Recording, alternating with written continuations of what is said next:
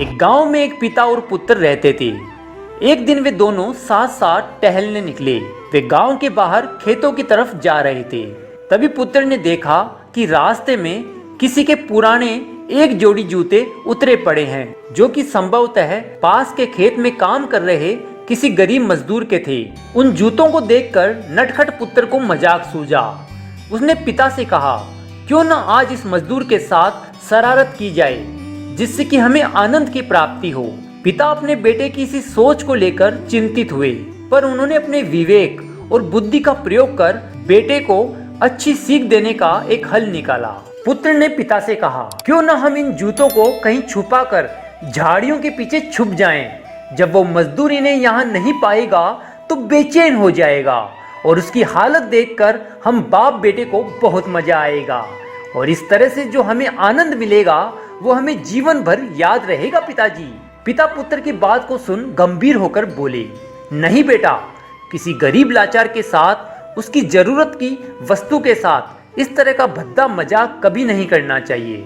जिन चीजों की तुम्हारी नजरों में कोई कीमत नहीं, वो उस गरीब के लिए बेशकीमती है। पर हाँ, इन जूतों और उस मजदूर से मैं तुम्हारी शाम बहुत यादगार बनाऊंगा।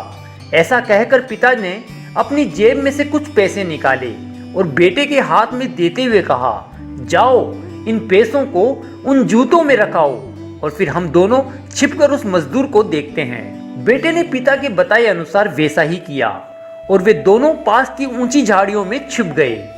काम पूरा होने पर मजदूर जूतों की जगह पर आ गया। उसने जैसे ही जूतों की तरफ देखा तो उसे उनमें बहुत से रुपए दिखाई दिए। वो ये देखकर हैरान हो गया। उसने इधर उधर देखा, पर उसे कोई दिखाई नहीं दिया। एकाएक उसकी आंखों से आंसू निकलने लगे, और वह दोनों हाथ जोड़कर घुटनों के बल बैठ गया और रोने लगा। वह हाथ जोड़कर बोला, हे भगवान, तूने मेरी विनती सुन ली। आज आप ही किसी रूप में यहाँ आए थे।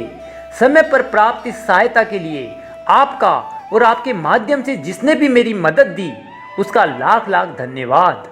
आपकी सहायता और उदारता से आज मेरी बीमार पत्नी को दवा और भूखे बच्चों को रोटी मिल सकेगी।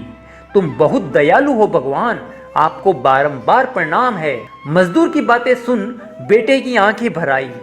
तब पिता ने पुत्र को सीने से लगाते हुए कहा, देखो बेटा, क्या तुम्हारी मजाक मजे वाली बात से जो आनंद तुम्हें जीवन भर याद रहता, उसकी तुलना में इस गरीब के आंसू और दिए हुए आशीर्वाद तुम्हें जीवन पर्यंत जो आनंद देंगे, वो उससे कम है क्या?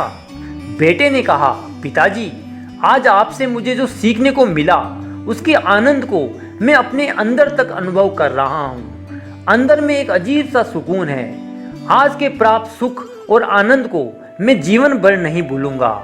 आज मैं उन शब्दों का मतलब समझ गया जिन्हें मैं पहले कभी नहीं समझ पाया था। आज तक मैं मजा और मस्ती मजा वास्तविक आनंद समझता था, पर आज मैं समझ गया हूँ कि लेने की अपेक्षा देना कहीं अधिक आनंददायी है। दोस्तों, इस कहानी से यही शिक्षा प्राप्त होती है कि जीवन में हमें कभी किसी के साथ मजाक नहीं करना चाहिए, बल्कि उसकी सहायता कर उसकी दुआ लेनी चाहिए।